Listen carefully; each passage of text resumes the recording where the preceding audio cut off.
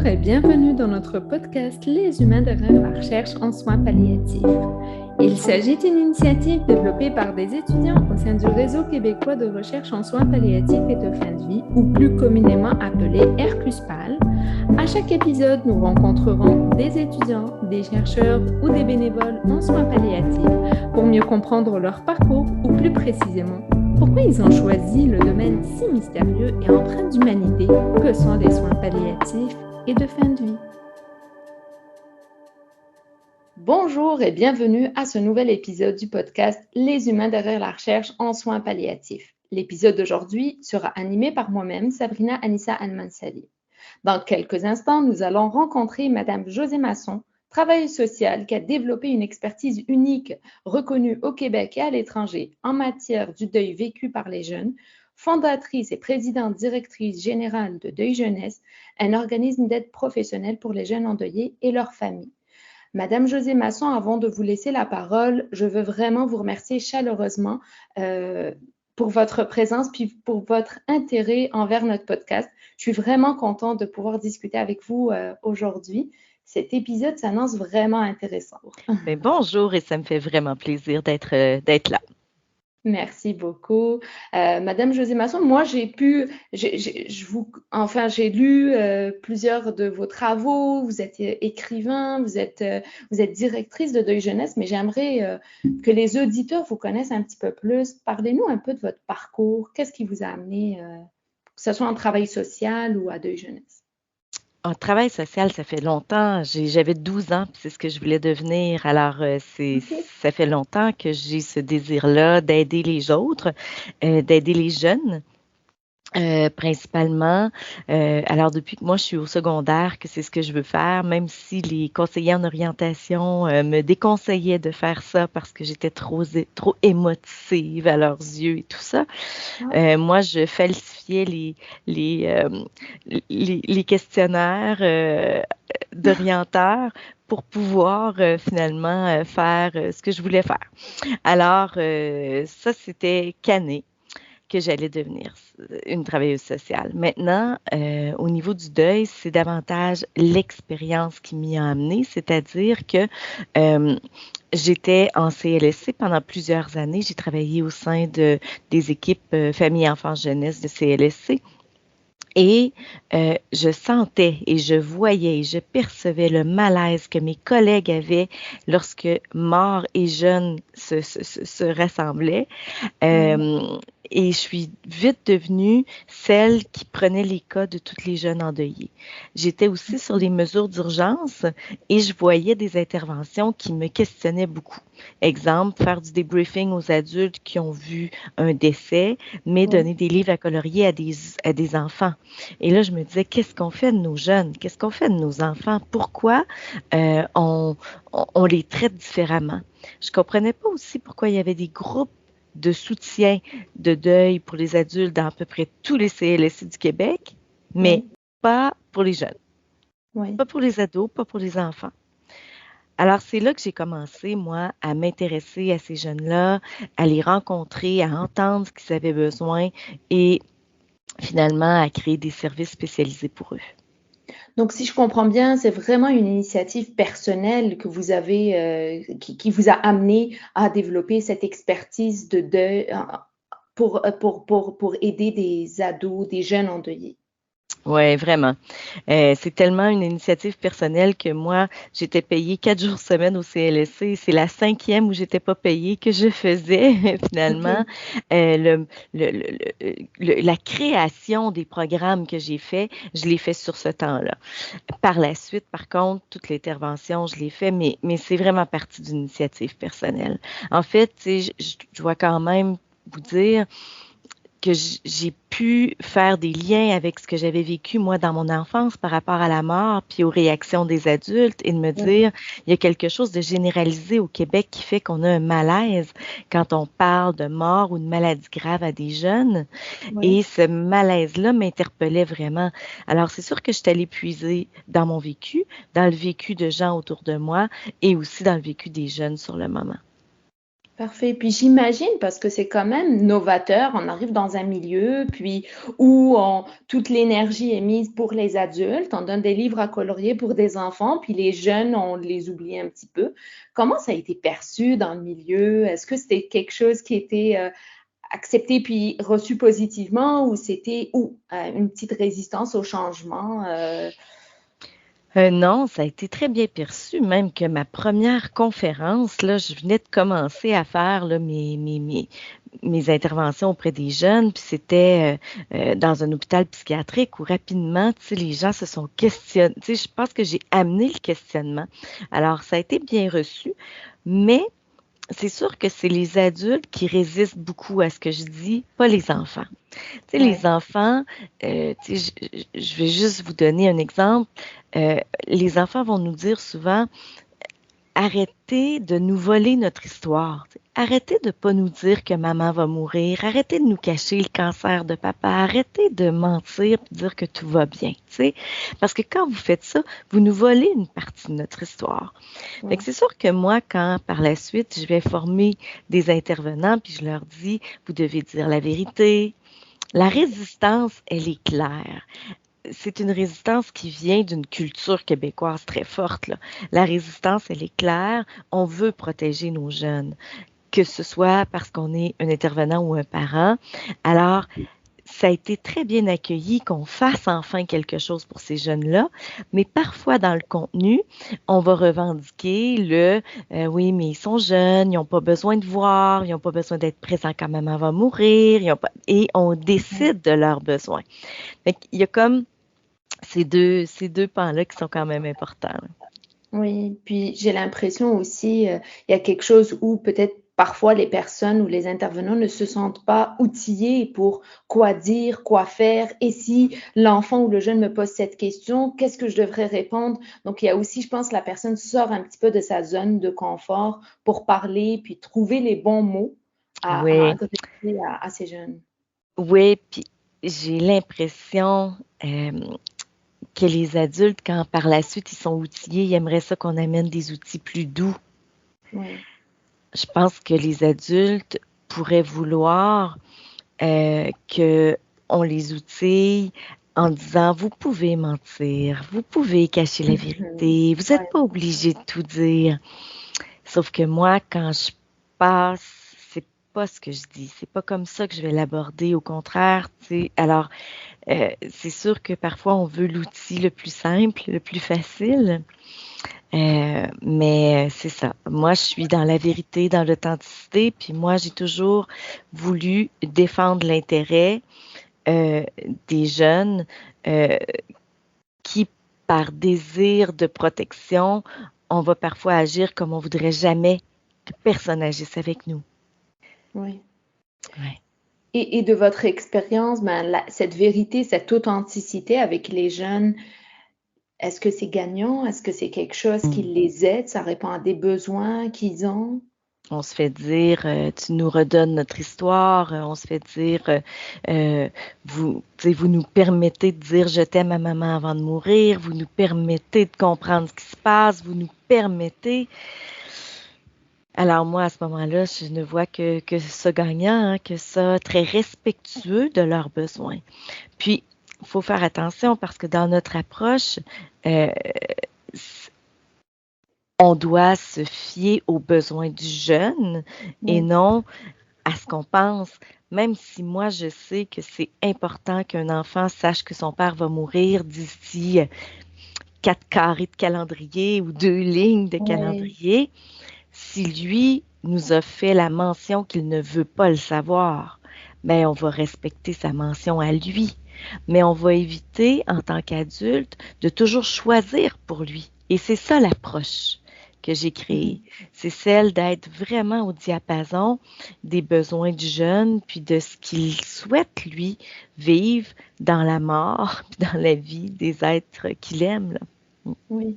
Puis de ce que je comprends, parce que moi, en effet, je m'intéresse aux adolescents endeuillés dans le cadre de mon projet doctoral. Puis de ce que je comprends, c'est que vous intervenez même en pré-deuil, c'est-à-dire en amont du décès pour Oui, savoir c'est quoi les besoins de ces jeunes le jour J où la mort arrive, quel est son besoin? Est-ce qu'il veut être au courant? Est-ce qu'il veut être présent? C'est ça de ce que je comprends? Tout à fait. On peut même faire des codes. Tu sais, code rouge, là, maman va mourir. Est-ce que tu veux le savoir? Puis si c'est un code rouge quand tu fais dodo, est-ce qu'on te réveille? Quand tu es à l'école, est-ce qu'on va te chercher? Est-ce que si tu es au camp de jour, est-ce qu'on va informer ton animateur? Alors, on va même aller jusqu'à bâtir finalement un code qui va lui permettre d'être rassuré parce qu'il sait qu'on va le respecter. En fait, il y a beaucoup de ça, hein? C'est si moi je veux savoir quand ma mère va mourir, puis si moi je veux être à ses côtés, il faut que les adultes me promettent qu'ils vont faire tout ce qu'il faut pour pouvoir me le permettre. Si moi je veux pas le savoir, il faut que les adultes me promettent qu'ils vont faire tout ce qu'il faut pour que je le sache pas. Mais alors, ça prend un travail d'équipe, vraiment. Oui. Vraiment un travail d'équipe. Puis oui, il faut entendre les besoins de chacun. Puis, c'est vrai qu'on entend des parents dire, moi, je veux pas qu'ils sachent, mais à ce moment-là, on doit sensibiliser.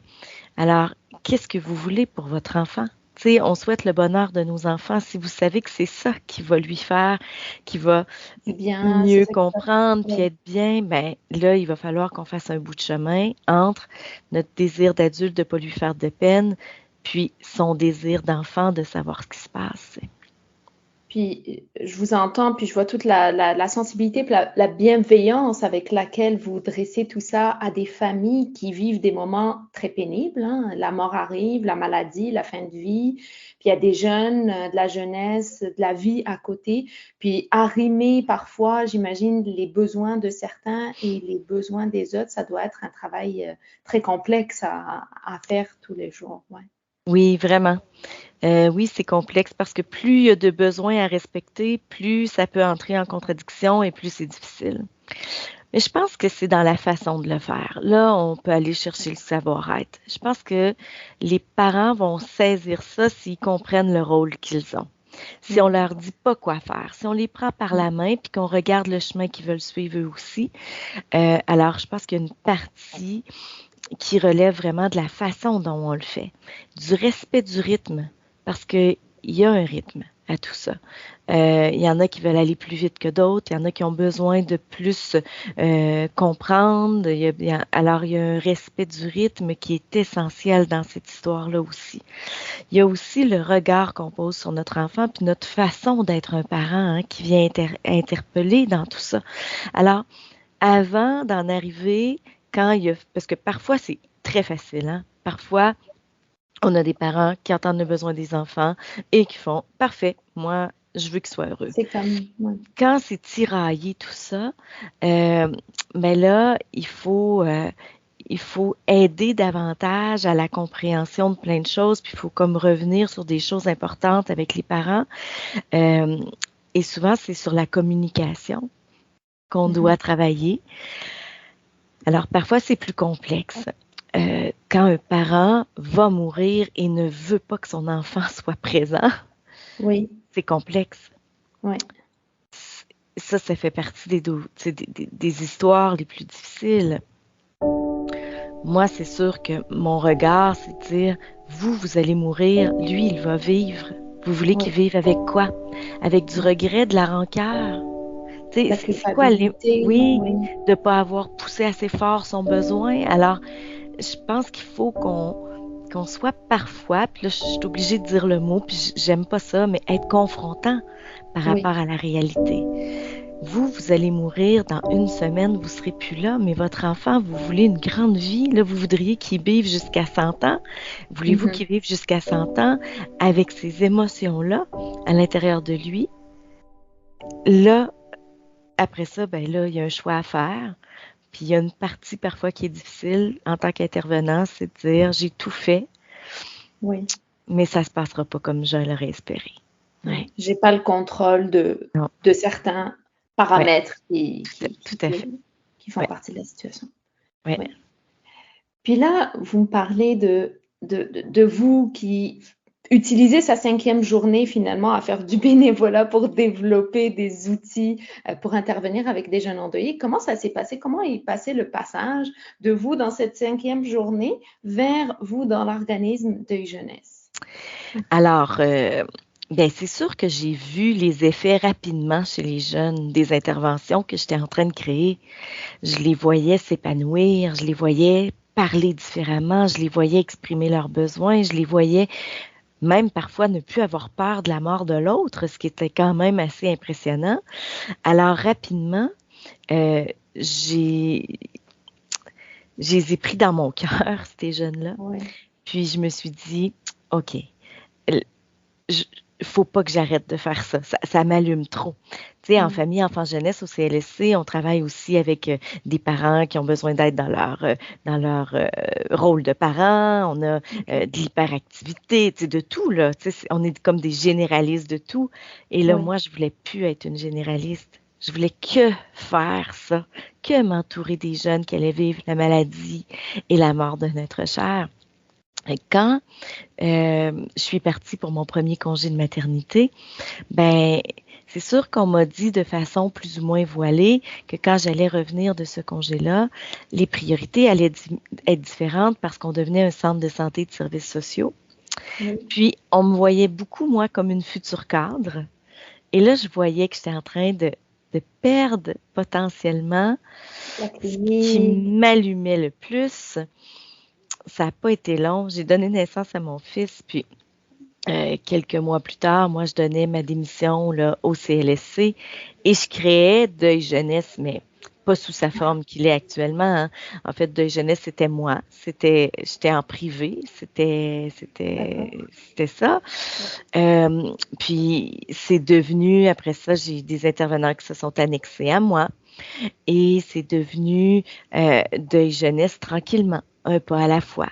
C'est à mon 2e enfant, à la naissance de ma fille, que j'ai trouvé le nom avec... Moi, j'enseignais à l'université, j'étais chargée de cours, puis avec mes élèves, on a trouvé le nom.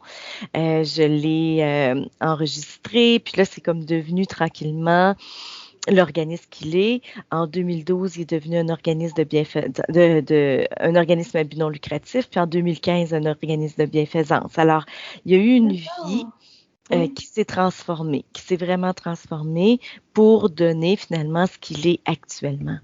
Alors, ça a été beaucoup de réflexion. Ça a été aussi une expansion très rapide.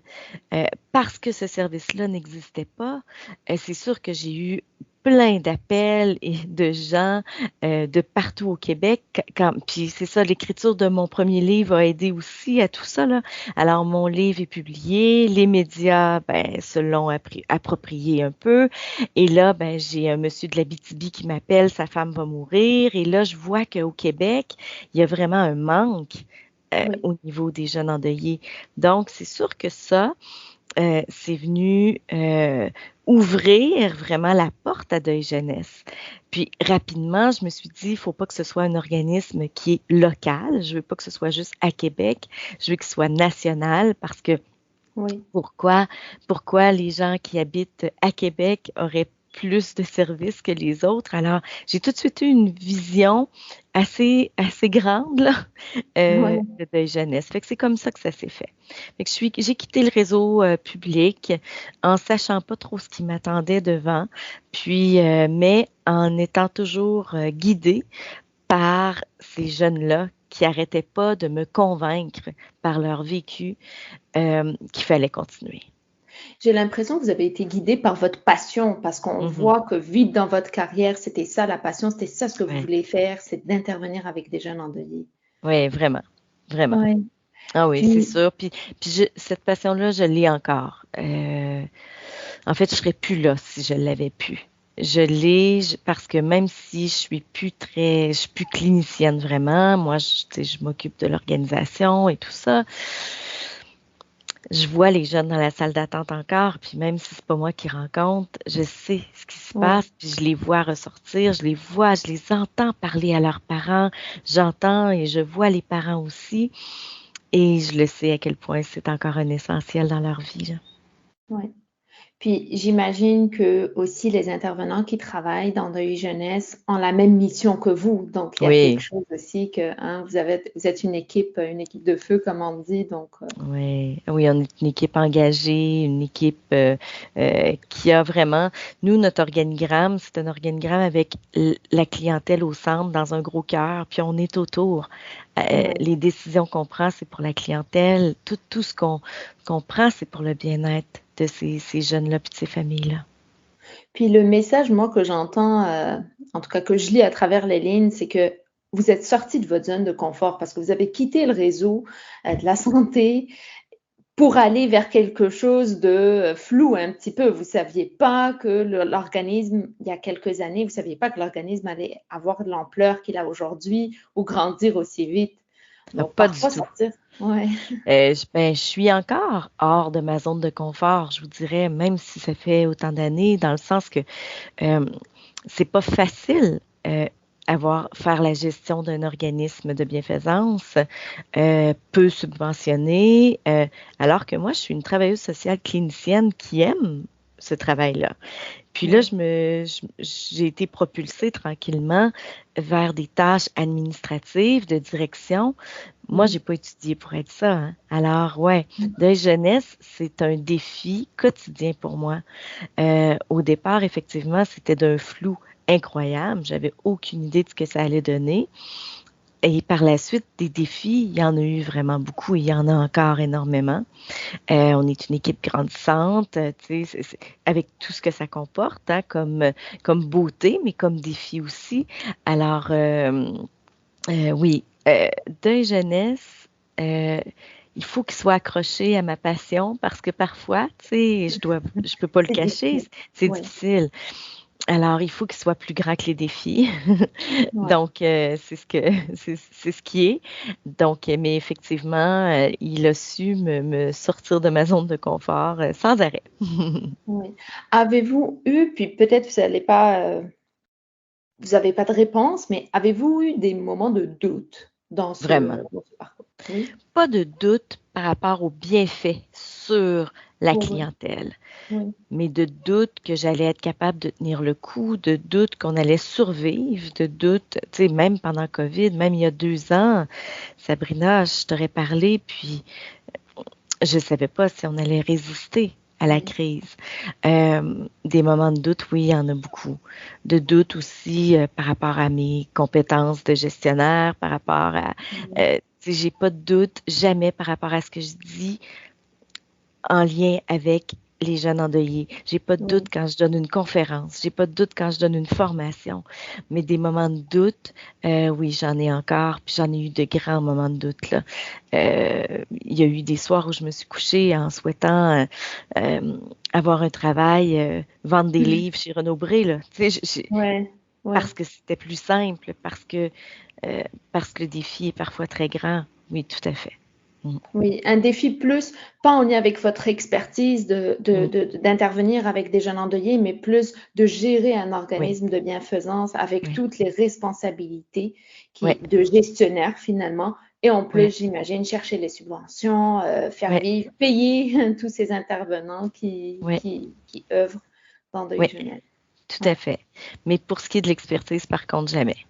Jamais, jamais, jamais. Puis j'ai été quand même assez novatrice. Je pense pas que c'est le bon mot, mais moi, rapidement, j'ai exclu les étapes de deuil dans mon vocabulaire. Oui, Rapidement, moi, j'ai été, je pense, une des premières à dire, on fait erreur si on ne se fie qu'à ça, si on prend ça comme un guide, comme un patron qu'on suit là, pour faire de la couture, là, puis qu'on se dit, c'est beau, on passe par ça, ça, ça. Je me disais, parce que tous les gens que je rencontrais, qu'ils soient petits ou grands, ne cadraient pas avec les étapes. Puis je me disais, on fait une erreur. Si on voit que ça cadre pas, pourquoi on maintient un modèle qui cadre pas nécessairement? On est en train de passer à côté des vrais besoins. Fait que, il y a beaucoup de concepts comme ça que moi j'ai amenés, qui se sont nuancés par la suite avec tout le monde, tu sais, mais j'ai quand même tenu le coup, puis ça n'a pas été si facile. sais, ça non plus. Parce que c'est sûr que ça fait 25 ans qui utilisent les étapes de deuil, qui m'entendent en formation, étaient les premiers à lever la main et dire, ben là, ça marche pas, là. Ouais, Pourquoi? ouais. Fallait être solide. Fallait être solide à ce moment-là. Fait que parfois, peut-être aux yeux de mes consoeurs et confrères intervenants, euh, j'ai pas eu de doute, mais j'ai parfois, je me suis demandé si j'allais pas baisser les bras en me disant qu'ils sont beaucoup trop nombreux contre moi, là. Oui, Ils sont oui. beaucoup trop nombreux contre moi. Tu sais, ça donne quoi de donner une formation si par la suite on sait qu'il n'y a rien qui va être utilisé? Mais j'ai vite vu que les intervenants aussi embarquaient dans ça parce que la- l'argumentaire en arrière de tout ça faisait du sens. Puis, je l'ai vu, le changement. Ça, je l'ai vu. Je l'ai remarqué. Ça a Mm. pris quelques années, mais ça, je l'ai remarqué. Puis ça aussi, ça a été... ça, c'est des petites victoires qui fait qu'on continue. Ouais. Puis ça interpelle, veut pas, ça interpelle l'étudiante qui est en moi, qui, dans mon projet, je ne mobilise pas les théories étapistes, les théories en étapes. Je mobilise plus un processus qui est plus dynamique, qui Mhm. favorise les stratégies d'adaptation de la personne. Mais en effet, en fait, les théories étapistes ont pris tellement, ont dû, sont un petit peu séduisantes. Elles ont sécurisé plein de demandes pendant très longtemps, donc déconstruire ce qui a été pendant très longtemps la référence, puis OK, la personne est dans telle étape, elle doit traverser telle étape, puis alors que ça ne s'actualise pas de ce que je comprends dans la clinique. Ouais, Non, mais pas ça du ne devait tout. pas être si facile. Mais non, le deuil, c'est pas une porte patio qu'on passe puis qu'on traverse, là. C'est pas ça, Ouais. c'est quelque chose qu'on vit et qui va osciller ou qui va se transformer. Alors, moi, vite, vite, vite, je me rappelle, tu sais, je commençais, hein, j'avais 21 ans, là, je commençais. Ouais. Puis, c'est sûr que j'ai fait comme tout le monde, j'ai pris les étapes, puis après ça, je les ai comparées, puis je me suis dit, il y a aucun auteur qui Qui s'entend s'entend. sur. Alors pourquoi? Puis moi, je Ouais. fais quoi pour choisir quel est le meilleur modèle? Et c'est là que j'ai décidé d'entendre les endeuillés au lieu de vouloir leur faire entendre ce qui se Ouais. devait être. Ouais. Ça a changé ma vie. Ouais. De les entendre dire non, moi je vis pas de colère puis je suis bien avec ça. Non, moi j'en ai pas de culpabilité, même si c'est écrit dans tous les livres que je suis supposée d'en vivre. Euh, Ben, ça m'a ramené vraiment à l'essentiel. Puis effectivement, ça m'a amené sur un chemin qui était très différent de ce qu'on entendait. Et moi, faut qu'on se ramène là, dans les années 96-98, là, où c'était fort. Les étapes, là, on était vraiment fort. Puis moi, j'arrive à 21, 22 ans, 23 ans. Puis moi, je viens dire, réfléchissez là, à ce que vous faites. Je suis pas certaine, oui, ça me convainc Je pas. pense pas que j'étais l'idole de bien des gens à ce moment-là, hein, ouf. Mais, mais c'est ça. Ça a fait son chemin, puis je suis fière par contre de ce que ça a fait parce que ça l'a amené les intervenants, mais aussi les parents à nuancer, à voir avec nuance. Puis je pense que tout est dans la nuance dans la vie. Tu sais, tout est dans Ouais. la nuance. Donc, oui, mais Ouais. ce fut pas un chemin facile. Oui, oui, oui. Puis en fait, le deuil, je pense que c'est une expérience qui est personnelle, subjective. On n'est pas obligé de vivre tous le deuil de la même manière, puis de ne pas, enlever cette obligation, j'ai l'impression, fait en sorte qu'on ne met pas des mots dans la bouche de l'autre. Que, ah, Ouais. c'est ça que tu es en train de vivre, je te l'explique. Donc, de normaliser que chaque expérience est unique. Puis là, vous me parlez un petit peu de votre fierté, d'avoir mis en place, d'avoir nuancé ces concepts qui étaient un peu étapistes. Est-ce qu'il y a d'autres bons coups dont vous êtes fiers que vous voulez partager à nos auditeurs? Euh, ben, si j'y vais par les apports périphériques de ce que Deuil Jeunesse peut apporter, je vais toujours me rappeler d'un jour un homme qui est venu me voir après une conférence publique puis qui m'a dit vous venez de me sauver la vie. Oh, Parce que moi, je broyais du noir, puis des intentions suicidaires, j'en ai depuis longtemps. Votre conférence m'a interpellée parce que je savais pas ce que mes enfants pouvaient devenir suite à ma mort que j'allais provoquer. Et là, je viens d'entendre que ils ont besoin de moi vivant. Ouais. Je pense qu'il y a des apports périphériques à Deuil Jeunesse qui vont bien au-delà de aider dans le deuil. Puis je pense à la prévention du suicide, je pense à plein de choses, mais ça, c'est des discours qui viennent me chercher là, dans mon cœur profondément, puis euh, qui, qui viennent tellement me faire du bien, là. C'est des belles victoires. Il y a aussi dans nos discours le désir que la mort soit jamais plus belle que la vie. Ouais. Moi, je veux pas qu'un enfant pense que sa mère, ce qu'elle vit dans la mort, c'est 100 fois plus beau que ce qu'elle aurait vécu sur Terre. Je trouve que ce qu'on fait, c'est qu'on outille nos jeunes à vouloir mourir et non à vouloir vivre. Ouais. Puis quand j'entends ça, puis que je vois que ça s'est fait, ben c'est certain, honnêtement, que c'est une fierté. Ensuite, ben on a un deuil jeunesse en France.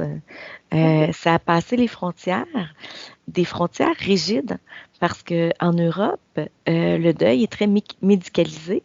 Oui. Qu'une travailleuse sociale du Québec arrive au Luxembourg, en Suisse, en France, puis vienne nous parler de ses enseignements. Honnêtement, ça a été une grosse fierté pour moi. Je suis appelée régulièrement là-bas, puis je sens que ça amène une nuance, ça aussi. J'aime. Ça, c'est une belle fierté. Ensuite, bien évidemment que Deuil Jeunesse ait continué à vivre malgré les défis, qu'on soit une belle équipe, qu'on continue, puis qu'on soit à travers le Québec, hein, parce que c'est aussi ça. Là. J'ai un point de service à Montréal, à Rimouski, à Chambly, en Mauricie, sur la rive sud de Québec. Ben ça, c'est sûr que ça n'en est une aussi. Puis qu'on n'ait jamais perdu le sens de ce qu'on faisait. C'est que ça se garde, que ce soit jamais perdu. Pour moi, ben c'est des belles victoires, évidemment. Ouais. Je savais que Deuil Jeunesse était présent dans plusieurs endroits au Québec, mais je ne savais pas qu'il était présent aussi en France. Donc, j'apprends aussi. Ouais. Ouais. Ben, en fait, Deuil Jeunesse n'a jamais fait de publicité. Ouais. Deuil Jeunesse grandit par la satisfaction des gens. C'est que ça. Hein. Parce que j'en ai pas de sous pour faire de la publicité. Vous verrez jamais une affiche de Deuil Jeunesse sur des autobus. Vous verrez jamais ça dans le métro de Montréal. Tu sais, Ouais. j'ai pas ce qu'il faut pour le faire. Alors, c'est une belle victoire de savoir que c'est la satisfaction des gens qui fait du bouche à oreille et qui fait que ça a explosé comme ça.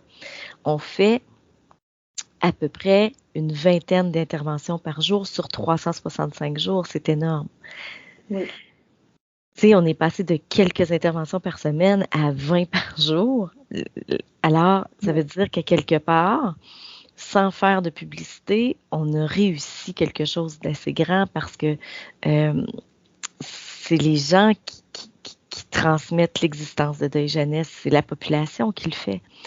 C'est la même chose avec l'Europe. Jamais je me suis dit, je vais aller m'installer en Europe, je vais faire de la publicité en Europe. Jamais, j'ai jamais, jamais, jamais. C'est sûr que l'Internet facilite beaucoup. Alors, on a des gens qui sont allés sur Internet, qui ont vu que Deuil Jeunesse existait, ils sont venus se faire former, ils ont reçu une formation rigoureuse, sont repartis et ont créé à travers leur organisme une, une filiale Deuil Jeunesse avec la même mission, les mêmes valeurs et tout ça. Sans que moi, j'ai jamais dit je tiens à ça, puis je veux ça, puis je mets plein d'efforts là-dessus. Pas du tout. Fait que ça aussi, c'est beau parce que c'est venu de gens intéressés qui ont collé à notre mission, puis qui ont... Alors, ça aussi, c'est une belle fierté. Est-ce que s'il y a quelque chose c'est quoi qui vous allume dans des moments de doute ou de défi? Qu'est-ce qui vous allume? Est-ce que c'est... Parce que moi, j'entends plein de choses, mais j'aimerais... C'est les jeunes, c'est les adultes, c'est de sentir qu'on fait la différence.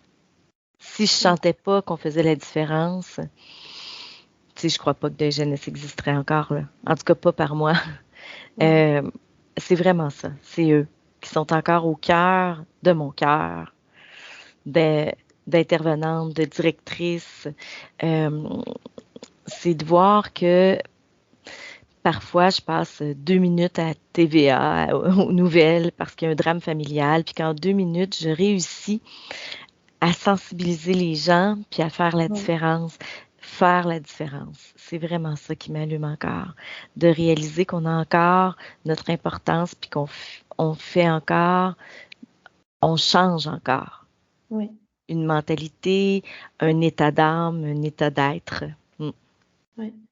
Puis quand vous parlez de drame familial et tout, on s'inscrit quand même dans un contexte où on est en 2022, puis on vient de sortir un petit peu d'une pandémie. Est-ce que vous aviez été plus sollicité pendant cette période de pandémie ou c'était pas mal la même fréquence de sollicitation que Oh non, non, d'habitude? non. Le ministère de la Santé et des Services sociaux a mis de l'avant Deuil Jeunesse dans un Oui, communiqué de presse euh, en peut-être en avril ou mai là, 2020. Euh, et on a été identifié comme une ressource là, oui, vraiment importante. Ça l'a amené 3 à 4 fois plus d'appels chez nous, là. oui, Alors oui, ça, puis le débit a jamais vraiment cessé, hein. Une fois que là, ça s'est fait, ça l'a continué. Donc, c'est sûr que COVID nous a amené beaucoup plus de... euh, puis même si le ministère avait pas fait ça, je crois que le téléphone aurait quand même sonné. sonné Oui, beaucoup plus. Parce que c'est sûr qu'il y a beaucoup de grands-parents hein, qui sont décédés dans la solitude. Euh, Ça interpellait beaucoup les parents. Alors, même avant ça, on commençait à avoir plus d'appels. Oui. Mm. mm. Donc de ce que je comprends de jeunesse, c'est plus pour les jeunes endeuillés d'un être cher de manière générale. Donc pas seulement les parents, ça peut être les parents, les grands-parents. Ah oui, ça peut être le meilleur ami, ça peut être l'animal de compagnie. Puis, on est aussi avec les adultes, hein, c'est sûr, avec les parents, mais c'est sûr que il y a beaucoup d'adultes qui nous appellent, qui veulent de notre aide parce que on est différent un peu des autres dans notre tout ce qu'on a dit tout à l'heure, puis qui collent à notre philosophie, puis qui vont vouloir venir à Deuil Jeunesse, puis on les refusera pas non plus. Mais que vraiment, c'est sûr que notre clientèle majeure, c'est la maladie grave, Oui, la disparition et la mort d'un être cher. Ça, là, c'est vraiment notre noyau là, de clientèle. Il s'est ajouté avec les années des jeunes qui vivaient l'abandon, des séparations parentales difficiles, l'adoption même. C'est beaucoup moins fréquent, mais quand même, on a aussi ces jeunes-là qui sont venus dans notre mission, qui est vivre le deuil et les pertes. Alors, oui, ça fait aussi partie de. Mais c'est sûr que, tu sais, je vous le dis, notre majeur sera toujours la mort et la maladie grave, là, ça c'est certain. Puis c'est de n'importe qui et ça peut faire, peu importe ça fait combien de temps. Un papa peut être décédé pendant que maman était enceinte. L'enfant est maintenant âgé de 10 ans, a besoin d'aide. Nous, on calcule pas les années, là. Nous, c'est vraiment le besoin qui est important. Il y a un besoin, il y a un besoin. Ouais. oui. Mm. Ça me rassure parce que le deuil, quand on parle de résolution de deuil, on dirait qu'on veut dire que le deuil a un début, une fin, alors Mm. que ce n'est pas du tout le cas. Oh Euh, non, non, non, non. Non, puis ça, là, je peux te garantir que maintenant, on est capable de le voir. ouais, Exemple, euh, euh, un enfant a 3 ans, son papa meurt dans un accident d'avion, il revient à 17 ans de jeunesse, il est capable de nous dire qu'il n'y a pas de fin. Il nous ouais, le dit par son vécu. Je croirais jamais que le deuil a une fin. Oui, il y en a qui vont dire je suis passé à autre chose, tu sais, dépendamment du lien. Tu sais, on peut comprendre que une, une femme qui vit la mort de son conjoint, mais qui avait le goût de le laisser depuis 7 ans, quand il décède, elle vivra pas la même chose que la femme qui est amoureuse de son conjoint puis qui a des projets de vie avec lui. Vous comprenez? Tu oui, sais, oui, oui, alors, oui. Le lien le d'attachement n'est pas le lien, même. c'est ça. Fait que tout est dans le lien. Alors, on va avoir des jeunes qui vont réagir beaucoup à la mort d'une personne. C'est peut-être pas le deuil qu'ils ont, c'est une réaction parce que c'est leur premier contact avec la mort. C'est le lien qu'on doit visiter. Fait qu'il y a des réactions qui partent vite, puis là, les parents disent, mon enfant est plus en deuil, mais en fait, peut-être qu'il l'a jamais été. Il a peut-être Ouais. juste réagi à la mort de cette tante-là qu'il connaît à peine, puis qu'il n'a pas vu souvent, ou de, tu sais, bon. Oui, oui, oui. Alors, il faut visiter le lien. Fait que dès que le lien est important, une arrière-grand-mère peut devenir aussi importante qu'une maman parce que Oui. on ne sait pas. Puis on peut pas juger du lien. Puis on est dans une société qui juge énormément. On est dans une société qui va décider que la mort d'une mère, c'est pire que plein d'autres choses, mais il y a des mamans qui sont pas des mamans. Il y a des mamans qui font pas leur rôle de maman, puis il y a des enfants qui vont réagir plus à la mort d'une autre personne que leur maman, puis c'est Oui. normal. Alors il Oui. faut qu'on arrête aussi puis là, tu sais, j'aime ça parce que vous êtes au niveau du soin palliatif, de stigmatiser puis de décider que le suicide est pire que la maladie, puis que Oui. non, c'est pas pire. Il n'y a rien de pire et de moins pire. Chaque type de décès et chaque mort va revêtre une particularité aux yeux de celui qui la vit. Puis, le type de décès, c'est un facteur d'influence sur plein, puis il ne faut pas qu'on y donne toute l'importance. Oui. Vraiment pas. La maladie, les gens, c'est un peu la bête noire du deuil. Les gens vont dire, bah, ils ont pu se préparer, Oui. ouais, mais ils sont fatigués, ils ont vu s'éteindre tranquillement une personne qu'ils aimaient de tout leur cœur. Il y a des sacrifices énormes dans la maladie, il y a des choses qu'on oublie. Fait que il faut arrêter. Puis moi, je suis un peu tannée, puis là, je le dis, OK, d'être sollicité par les médias uniquement quand c'est homicide ou quelque chose de vraiment fatal. Parce Oui. qu'à tous les jours, il y a des gens qui meurent de maladie, puis à tous les jours, il y a des endeuillés par maladie, puis eux, on n'en parle pas.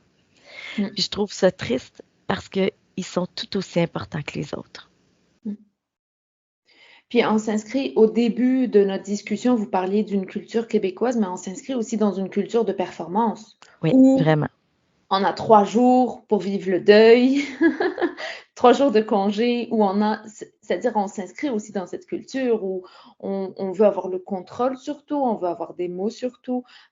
Donc, il y a aussi ça, alors que le deuil, c'est peut-être pas de mots, c'est peut-être juste des réactions, des émotions, des manifestations, mais pas forcément des mots, un contrôle, des jours. Ouais. Exactement. Euh, et ça, ce désir de performance-là, il est trop fort. Euh, Puis aussi de vouloir. Fait que là, on est avec des adultes qui vont prendre 1 an de congé de maladie, OK? Ouais. Mais des enfants qui retournent le lendemain à l'école. Ouais. Euh, on n'est pas franc dans notre observation du deuil, puis dans notre accueil de ce que ça peut être. Ouais. Moi, j'ai pas de problème à ce qu'un enfant retourne à l'école le lendemain si c'est son désir, puis si lui a besoin de revenir à sa sécurité, qui est Ouais. l'école. Ouais. Mais moi, de forcer un enfant à retourner tout de suite après les funérailles de sa maman, faire son examen de mathématiques alors qu'il est complètement ailleurs, j'ai de la misère avec ça. Alors oui, ça nous amène à poser des gestes et à faire des choses qui, moi, parfois me surprennent vraiment de l'être humain. Quand on sait que sur une échelle de stress, vivre la mort d'un être cher, c'est le stress le plus important, Ouais. ben c'est comme, qu'est-ce qu'on fait de ça? À vouloir que ça paraisse pas, à vouloir un retour à la normale très rapide, à vouloir qu'il n'y ait pas de réaction, à s'inquiéter. Tu sais, je vois des enseignants faire et pleurent dans la cour d'école à chaque récréation depuis que sa mère est morte. Ça fait combien de temps? Ça fait 4 jours. Oui, c'est normal. Faudrait arrêter de pleurer. Ouais. Faudrait ne pas avoir. Alors, c'est ça. Et ça, c'est dur. Ça, c'est Ouais. difficile. Puis oui, la société de performance, elle est très claire à ce moment-là. Mm. Puis, j'aimerais vous poser une question. Si vous rencontreriez José, la jeune José de Mm. 12 ans, qu'est-ce que vous lui diriez? Parce que c'est à 12 ans que vous aviez décidé de devenir travailleuse sociale. Ouais. Je lui dirais, oh, c'est une dure question. Je lui dirais de croire en ce qu'elle veut devenir, vraiment. Je lui dirais que si elle y croit, elle va changer la vie de certaines personnes. Je lui dirais de réfléchir aussi à elle. Ouais, parce que c'est sûr que, tu sais, vous me posez la question dans un moment qui est pas facile actuellement, tu sais, fait que je lui dirais, ouais, de continuer à s'entourer de gens qui croient en les mêmes choses qu'elle, ça c'est sûr, puis de saisir les opportunités. Mm. Mais c'est ça, ouais. Je lui dirais, je pense que c'est ça. À travers mon discours, je regrette rien, mais j'aurais aimé ça peut-être qu'on me dise les impacts que ça peut avoir sur une personne de mettre au monde un organisme avec tout ce que ça comporte, tu sais. Ouais. Parce que on laisse pas tomber notre enfant, tu sais. On continue avec tout ce que ça comporte aussi, hein. Alors, c'est ça. Fait que je pense que je lui dirais les conséquences pour qu'elle les sache un petit peu avant, peut-être pour qu'elle se protège un petit peu plus. Mais je lui dirais de le faire parce que ça vaut vraiment la peine, parce que elle a fait la différence. Elle fera la différence. Ouais, ça répond à des besoins de personnes vulnérables. Puis Ouais. c'est dommage, les auditeurs n'ont pas accès à votre non-verbal, mais il est tellement expressif et tellement... Vous lui dites avec des mots, mais avec des expressions qui sont très belles. Ouais. Merci. Ben, merci beaucoup d'avoir partagé votre parcours, d'avoir partagé aujourd'hui votre passion avec nous. En tout cas, moi, je me sens vraiment choyée d'avoir discuté avec vous. Puis cette discussion pourrait s'éterniser, mais je sais que votre agenda de gestionnaire, de directrice, est pas mal chargé. Donc, je vous remercie infiniment pour votre temps, puis toute l'authenticité de votre partage. Ben, je vous remercie à vous pour cette attention-là que vous portez à cette réalité de vie qui est si importante, puis que c'est drôle parce que c'est arrivé parfois que les médias me disaient on aimerait ça te recevoir, mais on veut pas sur l'heure du midi, tu vas couper l'appétit des gens. Tu sais, je m'en suis fait dire des choses dans ma carrière tellement, là. Mais qu'après plusieurs années comme ça, vous soyez intéressé de me parler puis d'en connaître plus, ben c'est sûr que je trouve ça rassurant, réconfortant, et que ça m'a fait vraiment, moi aussi, j'espère que ça m'a fait autant de bien de vous parler que ce que les auditeurs vont entendre et peut-être recevoir de cet entretien-là. Je vous remercie beaucoup.